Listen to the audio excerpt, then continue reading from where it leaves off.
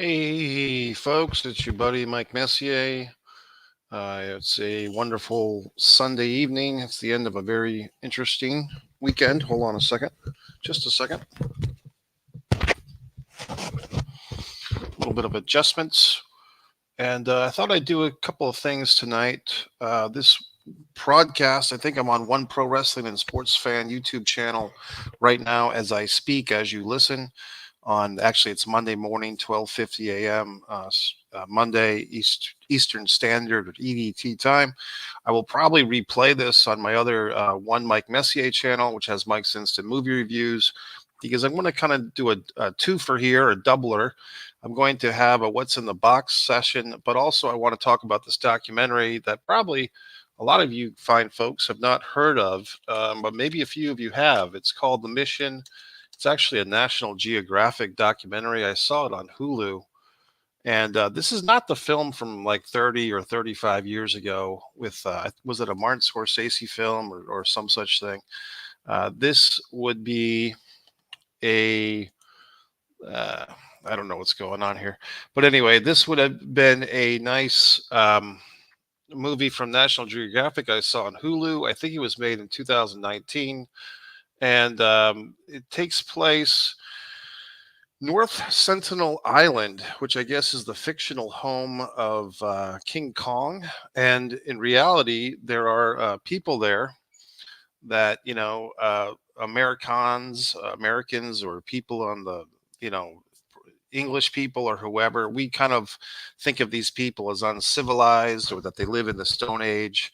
They're kind of hunter gatherer types. They're not really into our American or European or Japanese technologies. They use spears to fish, and they cook, their food with fire, and they're tribes basically, just like people, and they're doing their thing. And throughout the last 100 years, or maybe 150 years, different groups, Europeans, Americans, Christians, basically have felt the need or the call to go over and try to convert these types of folks into Christians. And, I was actually living with someone a few years ago who did something like this. She went over to Guatemala on a church mission, which was interesting. But in that scenario, the people in Guatemala were actually already Christians, so they were much more accepting of the gifts and of the company and so forth.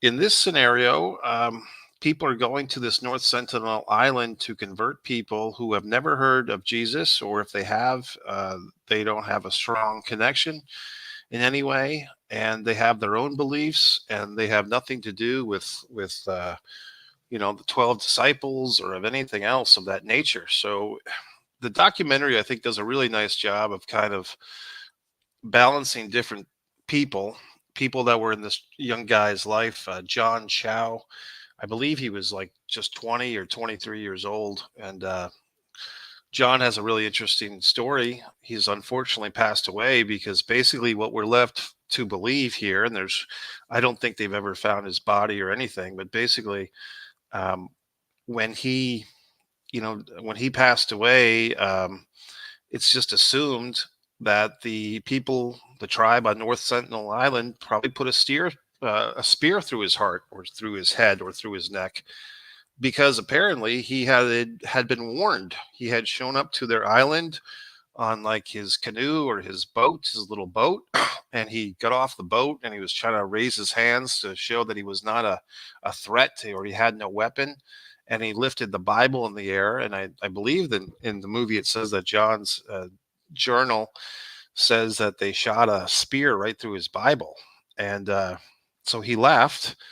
And, you would kind of think like, okay, he would kind of realize if they're shooting spears at him as a warning, and specifically at his Bible, that maybe don't come back. But he did come back. So I think the documentary does a really nice job of showing that these hardcore Christian folks are, they've been trained or they've been brought up to believe that the word of Jesus is for everybody and you shouldn't discriminate.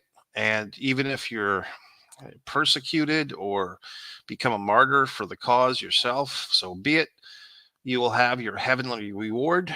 But on the flip side of that, I mean, that's kind of what a lot of us, think was so crazy about the 9/11 attacks. If you're going to say that these terrorists had the idea that if they were going to take over planes and smash into the World Trade Center in the name of Allah or the name of some heavenly reward, we think that's kind of nuts. So, I mean, if you look at it, much different case, obviously, I'm not trying to be disrespectful to anyone in any of those situations, but John here kind of.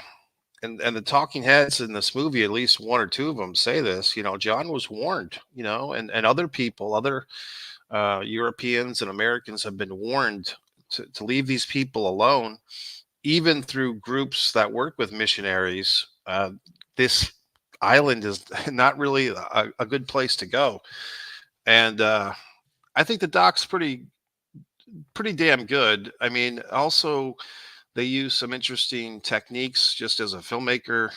I appreciated that they had like a long email type of letter from John's father, who kind of gave his perspective on his relationship with John and his sadness about it, losing his son, and his perspectives on why his son got into this stuff, and he thinks his son kind of got too deeply involved with Christianity, and maybe people kind of speculate that John have some type of martyr complex. Um, but when they do that stuff with the letter from his father, they actually animate those sequences. When I say animate, like they cartoon.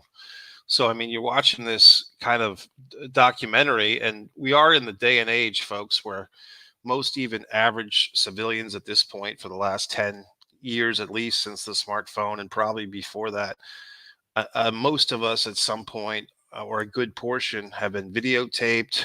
You know, we've been put on a phone, we've been on a podcast. So, I mean, just about anybody with any type of interesting life, or even half an interesting life, or you end up having an interesting death, there's going to be some type of video perspective that could be created from you. And I mean, I'm leaving a digital trail as we speak. You know what I mean? Like, if I think I have 4 YouTube channels now and thousands of videos. Some are good, some are not so good. But if anyone wants to do the case study of Mike Messier with a spear through my heart or not, the footage is there. Uh, so anyway, I was pretty intrigued by this documentary. I do have to admit, I was doing other things as I was watching it. I was making my abstract art. I don't know if you guys know, not many people apparently do, because the subscriber list is pretty small. But I'm actually got one artist, Mike Messier, is I think my 4th YouTube channel, which just basically features my art. I still feel like we're in the middle of 4th of July weekend, folks, which we're not. We're a week past it. This one I did on the 4th of July, which is kind of becoming a 4th of July tradition for me, is to make some type of American 4th of July art. So a 2-year tradition at this point. This one's pretty freaky. So go to one artist, Mike Messier, on YouTube if you want to subscribe and see the art as it comes out and is created. And of course, you can buy some of this stuff too. You don't just get to see it for free, you get the option of buying. So, in any event, folks, the mission, I think what was kind of cool about this movie is that they talked to people throughout John's life, his young life, his buddies. There was a couple of females that knew him. One girl was interested in John, and he seemed a little inept at that. He seemed a little, as I think she said, like she said, that's what she said, that John was kind of singularly focused on the mission work, and maybe didn't have time for romance, or maybe he was a little awkward. We're kind of get that impression. He does seem like a likable guy, but unfortunately, he can't really speak for himself now because he's dead. And there was this narrative film based on true events that the Mission documentary spoke about, called The End of the Spear, I believe.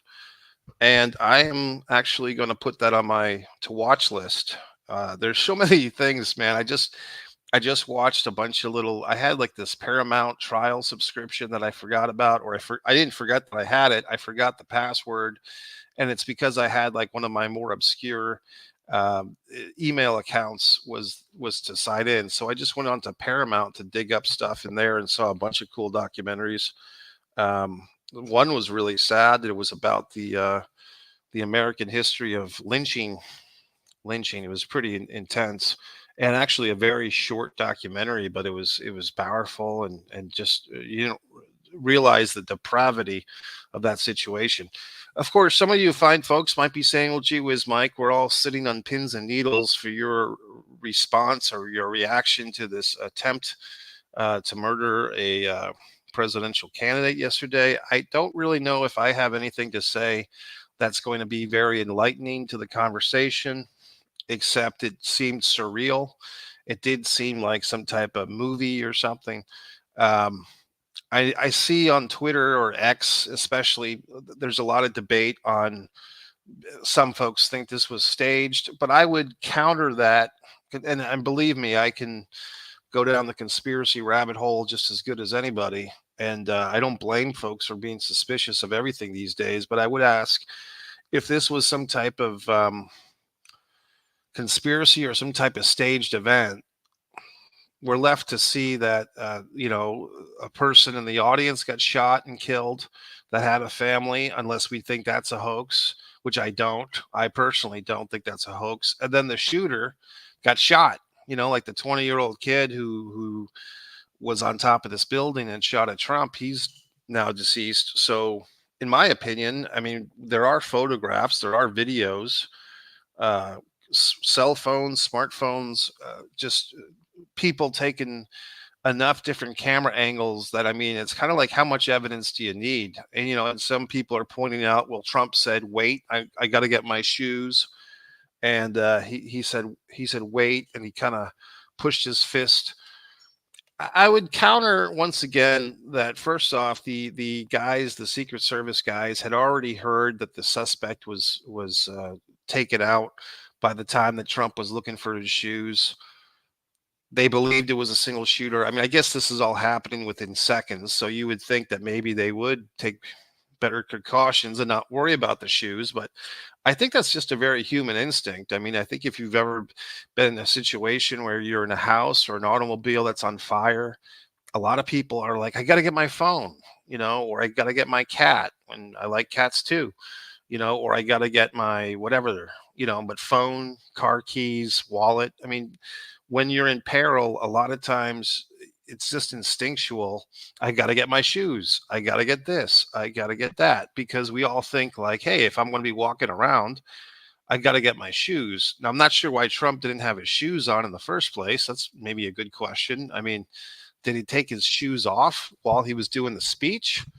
Or in the fury of events, was he wearing like tieless loafers that maybe were just very comfortable and loose fitting? So when the situation, and I'm not joking around, it sounds like I am, but was he wearing loafers that were like slip-on loafers, and when these things happened, his shoes got loose?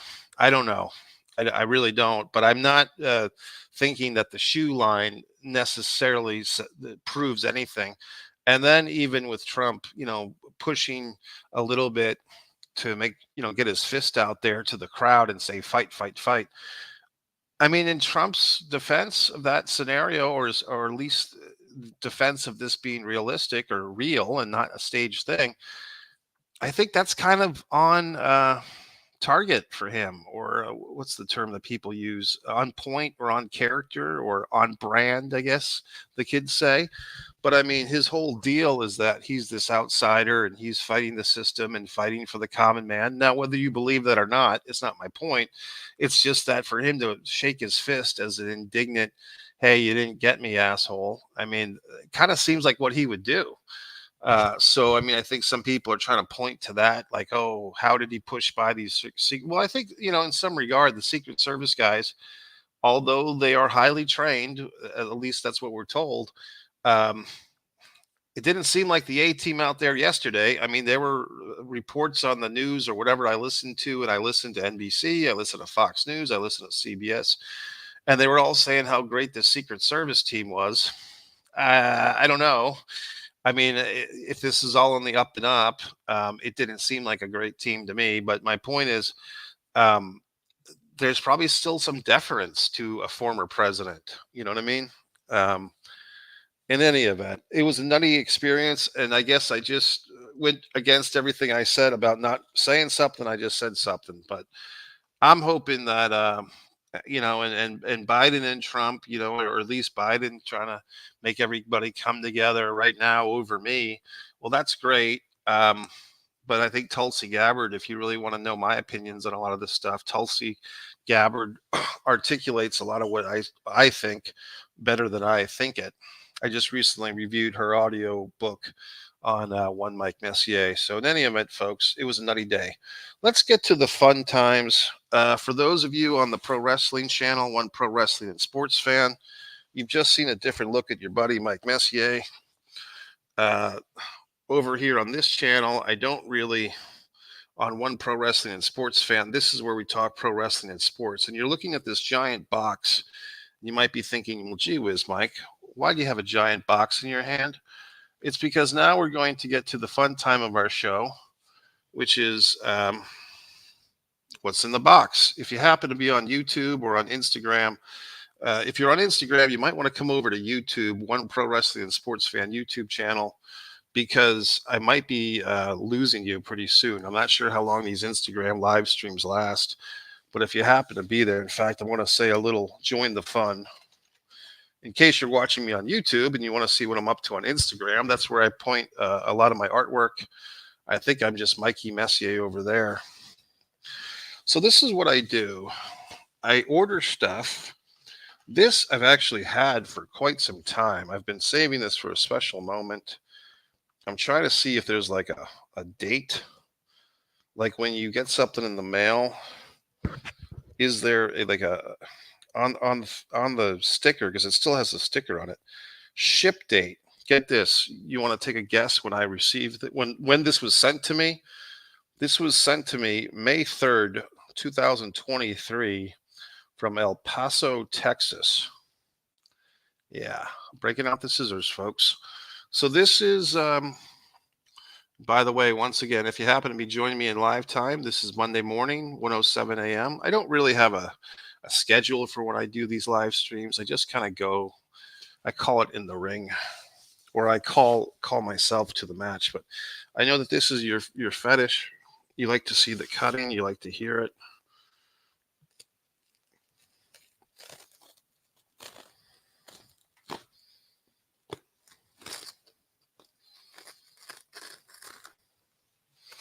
I'm being very delicate. And you might be wondering, well, gee whiz, Mike, I've literally had this thing for like 14 months, and it's pretty much been sitting by my feet for 14 months. For 14 months, I've said, well, I'll open it tomorrow, or I'll open it this weekend. This was a grab bag box on eBay, and I kind of go through little things on eBay. I have a store, The Foreign Object, all lowercase. Sometimes I buy, sometimes I sell, and this was like an interesting thing. It claimed to be an estate sale of like, oh, my uncle died and he left me all his sports stuff, and now I'm selling it. So I don't know if I'm a sucker or if I'm a guy who, I know you like that. I know you like that. But this is basically the grab bag. So I don't really know what's in here. I know that it's sports stuff from the supposed dead uncle of the supposed guy in Texas, El Paso. Nice salsa, by the way. There we go. So we might be here for a while, folks, because I'm just about to open it, but God in heaven. Let's take a look at how this individual, maybe I'll get rid of our little alien guy at this point, because he might be more trouble than he's worth. Let's see if I just have like a nice black background. Of course I don't. This might be good. Yeah, let's go with that. I just find that the normal background is boring. Okay, so here we go. So he padded stuff, which is a nice like trick, and I'll actually use these myself, Mr. El Paso, so they won't go to waste because I'll use these. I'm not going to throw them away. So it seems like we're very card heavy. It looks like there's two tubes. There was supposed to be like some special thing in this. And of course, it's far too late in the game, as they say, to like ask for a refund or whatever at this point. I mean, I've had this stuff for 14 months. So it looks like we got a bunch of cards. I'm kind of realizing like I'm not really a natural born card collector. I've collected cards. I do have cards, but I think I don't really like them. I should put on some gloves. Of course, I don't have the goddamn gloves on me right now. But I'll just make sure that I'm not oily. Everything's a pain in the ass. Let's see. I know you like the delicacies. I mean, I don't know if we're going to go through every single card at this point. Maybe we will. Oh my God. Oh, and then like you have to be so delicate with this shit. You know what I mean? It's like I kind of just liked when cards, like you had like a Mickey Mantle and you had a Willie Mays, and you just didn't guys used to play like games with their baseball cards? It used to be just baseball too. Holy Christ. This whole situation is just a pain in the ass. So let's see what we got. We got like some Atlanta Hawks. This guy, was he like the European guy that like came over, Drazen? Was he like one of these European guys that was supposed to be a big deal? Was there an ESPN doc about this guy? Like he was kind of like the number one European dude, or was that somebody else? Khalid. This guy was pretty good. I remember him. So it looks like we got a lot of basketball. 2000. Who's this asshole? Is this like an owner, Dick Versace? Is that like an owner? Look at that hair.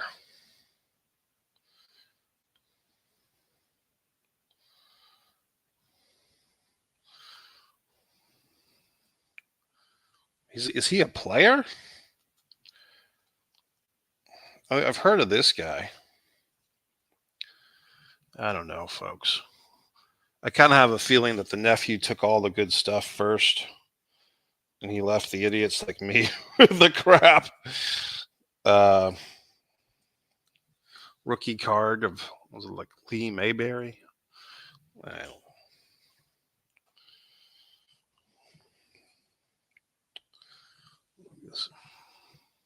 George Tague. You can see my lack of enthusiasm. This guy's got like a nice Southern boy name. I guess I'm going to have to take this fucking background down, although I really enjoy using them. Hold on. I know you're getting upset. Uh, there it is. God damn it all. There we go.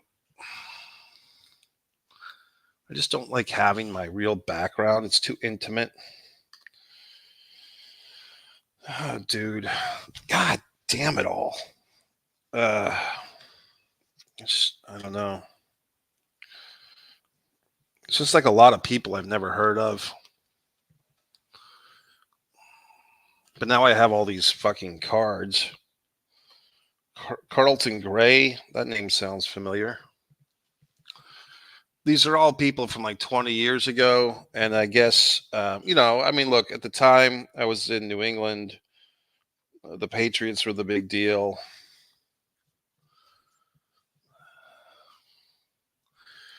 There's got to be something of value in here somewhere. Dexter McNabb. That's a familiar name. I don't know. Is that Donovan McNabb's younger brother or some such thing? It's exciting. I have this giant table that I'm using as a desk, and yet it's like there's a rule like no matter how big your desk is, you're going to fill it up with stuff. Kind of an interesting card, like he's in the middle of the dribbling. Nice gentleman with like very armpity. It's like, okay, folks, you took like a nice picture of my armpits. You know, what I mean, it's not very flattering to Rex Walters. I mean, I guess they're athletes and all that, but it's like I'm just looking at this guy's armpits all day. Derek Harper, nice gentleman. Of course, the lighting's all fucked up here. Everything's askew. Heard of this guy, Jeff Malone. Was he a teammate of Iverson on the Sixers? Looks like a big gentleman. Oh boy. I have watched an ESPN documentary about this individual, Christian Leitner. I Hate Christian Leitner, I think was the title of the doc. So that might be worth something. He was on the Dream Team, 92. Here's a gentleman I've heard of, Xavier McDaniel, the Celtics. I don't think he was around when they started to win. Yeah, he was done, I believe, by the time they started to win something. So it's just interesting. Like, some guys like, the Kobe's and the Shaqs of the world, even the Charles Barkley or whoever, uh, their names live on, 10, 20 years. But like some of these guys, were decent and they were well regarded when they were playing. But, 15, 20 years later, Glenn Rice, it's like, who? Who are you? You know what I mean? Rick Mahorn. But these guys, hopefully, they're all doing well. You know what I mean? I guess they don't care about me. I don't know why I care about them. Now we get into some baseball. So as you can see, I think for like 5 minutes I was like thinking like, oh yeah, I'll get into card trading again, and that'll be like a thing for me. And then obviously it hasn't turned out that way.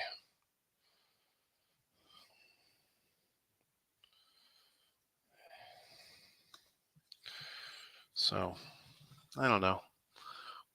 I think this is one of those deals where like I was more excited about the buying than I am about the having. It's just Doug Flutie. Yep. That might be worth a nickel in 10 years. You know, it's just like you get yourself excited about stuff and then you get it and then it's like, "Oh, okay. What's next?" That's pretty much.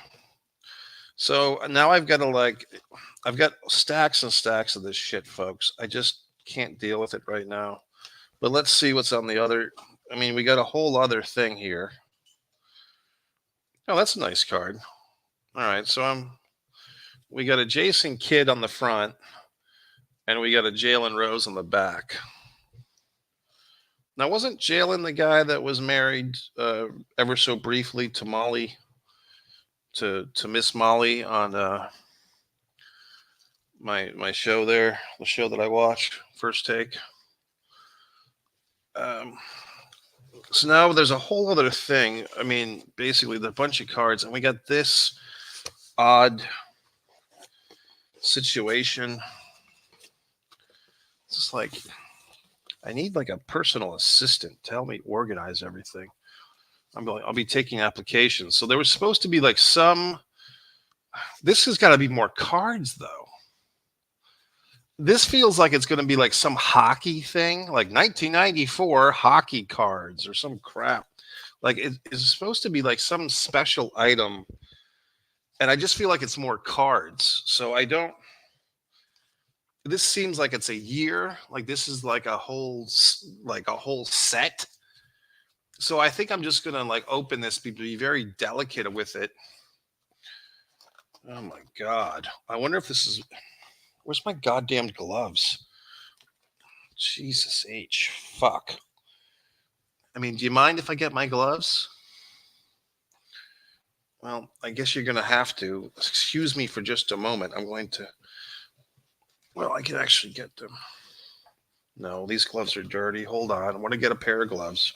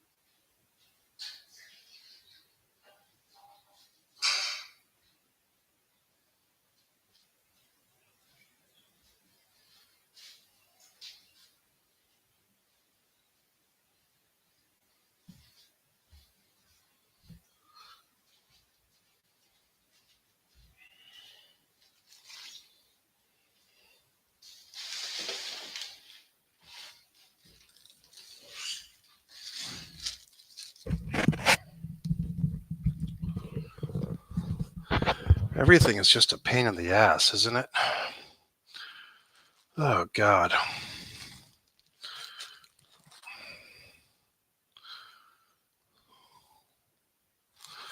So let's see what happens.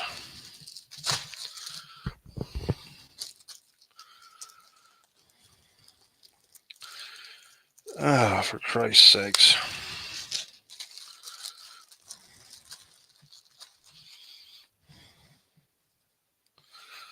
I don't even know if these gloves are going to fit. I can't even tell which hand they're supposed to go on. I feel like Mickey Mouse.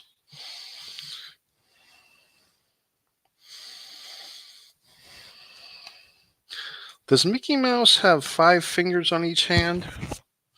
I mean, I guess a mouse really doesn't even have hands per se, or fingers. They have claws. But I mean, maybe a mouse were to say, I do have hands, and you humans have piffery-doos. You know what I mean? It's all perspective. Okay, now that we're gloved up, I know you like to see that. Oh my God. So he's got like this whole fucking thing.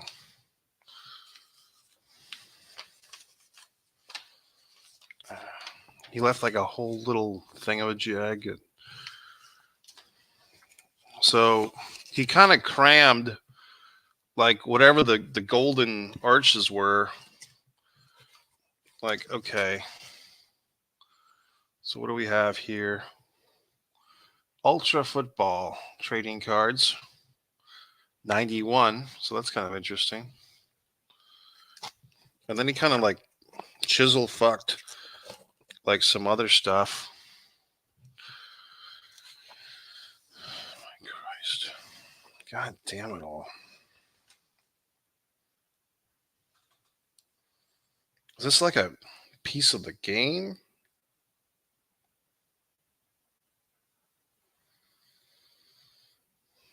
Gavin Floyd, what do you think?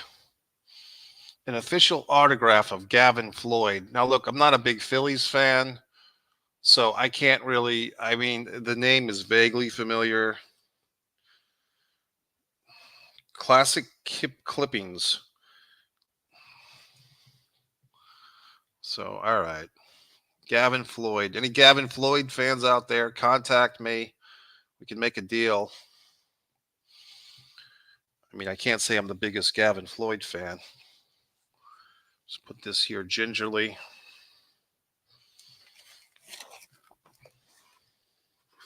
There's so many sports, though, unless you're like the giant big sports nut. I always like that when they say, you're a sports nut, aren't you? Yeah, I'm a nut. I'm a sports nut. Who are these assholes? Oh, Barry Sanders. That's nice. Okay, now we're talking. Barry Sanders and Herman Moore. Okay. It's a nice card. I mean, Jesus, all this fucking light and all this horse shit. Okay, now we're getting somewhere. The glove. Gary Payton. Okay. You know what I find interesting is when they have like these what is it? Goji emoji or whatever the fuck, or Pikachu cards that are going for like all this money. Like, oh, this is a $2,000 dick in the ass card. I'm like, why? All right. So he's got some stuff. These are like very tightly compressed. Okay. So he's got like, these are like in soft covers.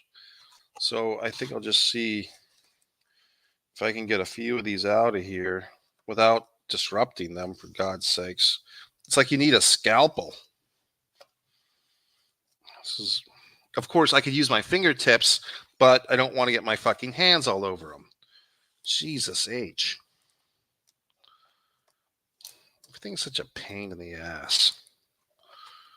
All right. Put the glove back on. So everything's really a pain. You know what I mean? If you really think about it, it's just like everything you do in life is just one pain in the ass thing to do after another.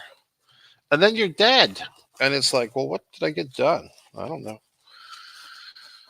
Uh, Went to Price Club, got a haircut. Let's see. Who's this guy? So we have some unsheathed gentlemen. These cards are unfortunately discovered like those Dunruss are not really worth anything. This is kind of interesting. A historical moment with Benjamin Franklin. That's interesting. Okay. I haven't seen that before. I believe I've actually met this person in person. Art Monk. I believe a young Mike Messier met Art Monk. So that's nice. Very exciting. He was a Super Bowl champion with Rigo, John Riggins, Joe Theismann.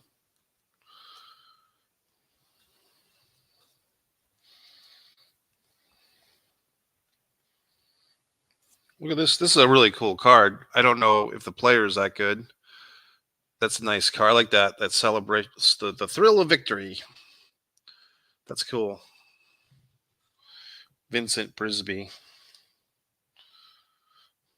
Looks like I got a twofer coming up. I got a double E. So this is exciting. I mean, somewhat.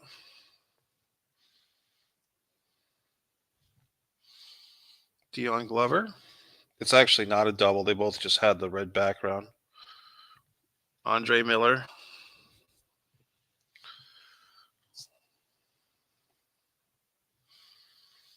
I watched this program, the Amy Schumer show. It's not the it's Life and Beth. It's a good show. Season 2 I watched today, and they go to New Orleans, which is why I mentioned it. Well, folks, this is just so much fun. I mean, I remember when I got these, I was kind of getting into the whole live streaming thing, and I'm like, oh, this will be good conversation fodder. And then I just never did it until now. So hey, folks, we finally got around to it. Bobby Ingram looks like a nice gentleman.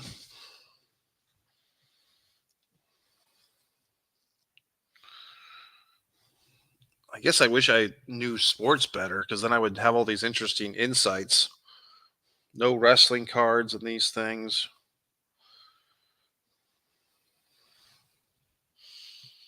God damn it. And the light is not helping our situation. Jesus fuck. God damn it. Nudo Ebi. Sorry. Zarko.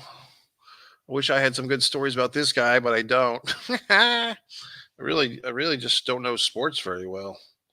Like, I know people that probably all the people that the nephew went through and took out. I probably had like something funny to say about all those people.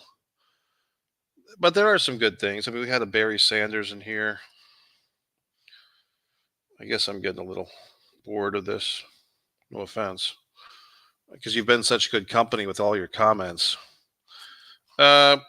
Jared Goff, didn't he end up winning a Super Bowl? Didn't he win a Super Bowl with the Eagles?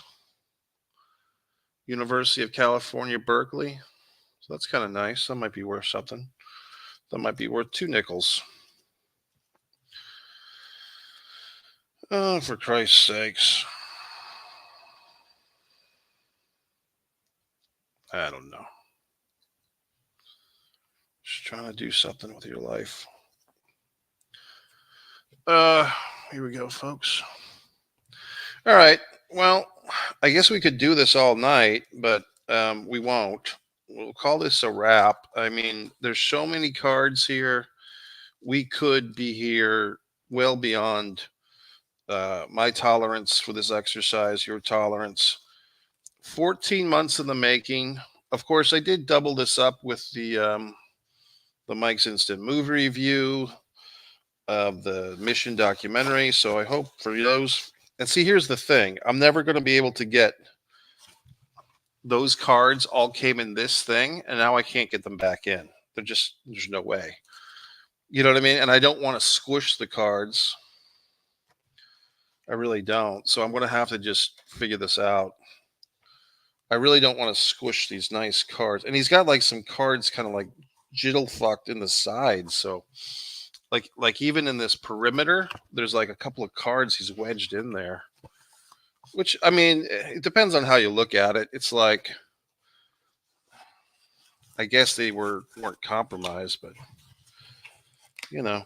So I mean, think about the dude. If that story is legitimate, not the Trump thing, but like the story that it was the uncle who passed away, and like because it wasn't just one box. He was selling like hundreds of these boxes. So I mean, maybe it's just a story tells, and then he just takes like all these random cards that nobody wants or whatever the fucks, and just throws them out there. And then piddle fucks like myself think it's like a big deal, and then we get bamboozled into this. But I do recall that I didn't pay a tremendous amount of money, and I was like pound for pound, this was probably a good deal. It gave us this time together, if nothing else, and that's worth all the stars in the universe, isn't it? So that's about it. I mean, but now it's like funny because all the cards that I took out and I kind of like placed around me, I'm really paranoid that if I make one wrong turn of the elbow or my gloved hand, that I will have knocked over something important. And then I'd feel like a giant asshole. Like, oh my God, I knocked over whoever the fuck. You know what I mean? So this is probably the big thing of this. Maybe that was like the special bonus thing. Who's this guy again? Gavin Floyd. Let's look it up. I mean, while we're here, I didn't want to go down this internet road. Now, am I supposed to use my gloves to type? But I guess I will. So hold your horse. Gavin Floyd. I mean, I guess I don't have much of an opinion on him. Is he alive? Uh, Gavin Floyd, born whatever the fuck. Uh, Born January 27th, 1983. Well, happy birthday. He played for the Philadelphia Phillies, Chicago White Sox, Atlanta Braves, Cleveland Indians, and Toronto Blue Jays. Uh, where's the card? So this is with his time with the Phillies. Fourth overall selection of the 2001 draft. He played from 2004 to 2016. Career statistics, listen to this. Win-loss record, 74 and 76. Earned run average, 4.37. Strikeouts, 985. Batted right, threw right. Did he ever win anything? Seems like he was kind of a middle guy.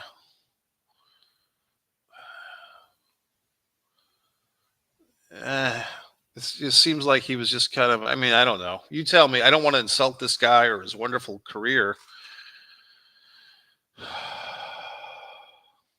But it's like, did he ever win? Is he a winner? I mean, his career, and I know that in baseball, like the win loss is a little tricky because it depends on how your teammates did with the batting. I mean, I'm sure he's a nice guy. Let's go to fucking eBay and see if there's any market for this crap or this wonderful card. Classic clippings. God damn it all. What if it's worth like $10,000? It's probably worth like $6. Oh my God. Well, someone has 2005 Fleer Classic Clippings Chase Utley Gavin Floyd, but it's what do they call it, boarded or whatever? When it's like someone's got it for 9.99, someone's got it for 20, someone's got it for 10.50. Okay, so I think we get the idea. This Barry Sanders card, I think. I mean, of course, now it's buried. I've put it away, but the Barry Sanders and the other guy card that kind of stuck out. Very exciting. I guess you got to put in the word card because otherwise you might be looking at jerseys and so forth. It was a card with him and some other dude. For Christ's sakes. Now, do I want to go back? Because now I'm just like scrolling through a million cards. This really is problematic. Oh my God, I actually found it from the top. So it's Sanders and Moore, contenders playoff. Barry Sanders and Herman Moore. And someone had this labeled at $15 once upon a time. I'm also going to look up that pack. So let me go back, folks. Thanks for your patience. Well, we are a hospital. Barry Sanders, Herman Moore. For Christ's sakes. It didn't really come up.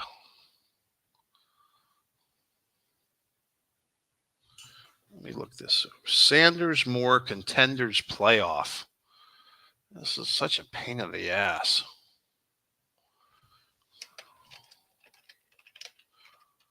What's the most like okay, I found it. Does it have the B? No, it doesn't. So the one that I'm looking at has B and E on the side, and this one doesn't. So I'm not really. I think I found what I'm looking for. So this one says $7.15 to $8.59. It looks like the same card. This eBayer has a 99.6% positive. I actually have 100% right now. Although one bad review or one average review can really screw you on there. So I don't really, you know what I mean? So it looks like it's $7.15 is what this one individual is selling it for. Oh, okay. So, I mean, there's probably enough stuff in these giant box of stuff to earn my money back. But then the thing, remember, folks, and I'm keeping it real in the 2-4.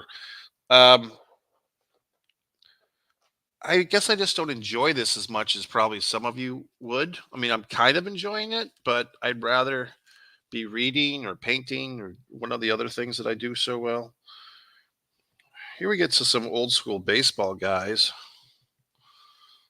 There we go. Yeah, I kind of like this more, to tell you the truth. And then look, a Hartford Whalers card. I was just watching a YouTube video. Some guys got like, dude, where's my franchise? He talks about hockey franchises that have come and gone. I was actually at a Hartford Whalers game once upon a time. And for you wrestling fans, I was with Rich Iabuchi, who became a pro wrestling commentator, I think, for Ring of Honor and for NXT. He was on, I think he used a stage name, but his real name was Rich Iabuchi. Nice guy. And he was a big hockey fan. He was a bigger hockey fan than he was a wrestling fan. Okay, now we're cooking with gas. Phil Bork, heard of him. Pittsburgh, probably someone I saw play against the Capitals. So we're getting into some stuff that I can be more interested in. So this looks like a 91 card because the last year is listed as 1989 to 90. Uh, Randy Carlisle, I think he's become a commentator for hockey, if I'm not mistaken. Winnipeg Jets, and I think Winnipeg Jets are no longer a team, so that's exciting. I don't know if hockey is a big thing for cards either. I mean, it might be. These hockey cards seem a little smaller. Russ Courtnall. I mean, overall, look, I've got a little piece of fur on me, a little piece of lent. God damn it all. Very exciting. Dave Babbage, I've heard of him. I mean, I got to clean up this act here, folks, because I've got like a glass of water dangerously close to everything. So I'm getting nervous just being in this situation right now. Like this is one of those things where like, oh, he had just mentioned he had the glass of water before he knocked it over. So I think I'm gonna respectfully tune off. It's currently Monday morning. Like I said, if you happen to get through this experiment, uh, this broadcasting live on One Pro Wrestling and Sports Fan, the movie reviews I typically do on One Mike Messier, the wonderful art I do on One Artist Mike Messier. For my films, for my films, go to One Man and a Camera Films on YouTube. All this excitement. We talked about a lot of things. We had such a moment together tonight. We discussed the Donald Trump stuff. We discussed that. Oh, I guess I would go back to the Mission documentary. If you've come this far, what's another 5 minutes going to be? But I think the most interesting thing about that documentary was really um, this American or this European desire to push the Christianity down other people's throats. And is that a good thing? Is that a bad thing? And I like that this documentary allowed me and you as the viewer to kind of make our own opinion. It didn't really stick an opinion down our throat. I think it could be a thing where confirmation bias, wherever you are on that conversation, is this is this idea of mission work, is it kind of like an ego thing? Is it the Americans or the Europeans feeling like they have to free people from their own beliefs? Or if you were to be a Christian and you're reading the Bible and you say, well, Jesus tells me to go out and spread the good word to all the people in all the lands. Well, I mean, if that's what your beliefs are, why wouldn't you do it? So, I mean, I think that's why I like this doc, and I would suggest it because it's not really preaching on one facet on this topic or the other. This is the Mission documentary. I watched it on Hulu. It looked like it was made in 2021 or 2022. I do recommend the doc. I do see that my buddy there, Mohammed Saeed, has checked in at least on Instagram for a few minutes. I don't know if you're still here, Mohammed. Kate's Evelyn has joined on Instagram. I don't know if, to no offense, Kate, but one of these people that has like a really attractive Instagram photo. So she might be spam, but maybe she's real. I mean, I guess it's a compliment to say to a young lady, hey, your Instagram profile pic is so attractive, you may not be a real person. You know what I mean? Because for the most part, when I get these friend requests from these like model types, they're not really people. Mark Gebhardt is a nice guy from Jacksonville. I haven't seen Mark in a while. Our paths have not crossed in person in 3 or 4 years. Last time I saw Mark, he was working on a magazine of sorts. So I hope Mark's doing well. Well, folks, we had a wonderful time tonight. I'm waving goodbye with my Mickey Mouse hands. And thanks for joining the fun. So, One Artist, Mike Messier for the art, One Mike Messier for the movie reviews, One Man and a Camera Films for my films. And you can see my latest AI supported work, the Cold Still Place, this Cold Still Place, and One Pro Wrestling and Sports Fan for the Pro Wrestling and Sports. Mike Messier saying good night or good morning.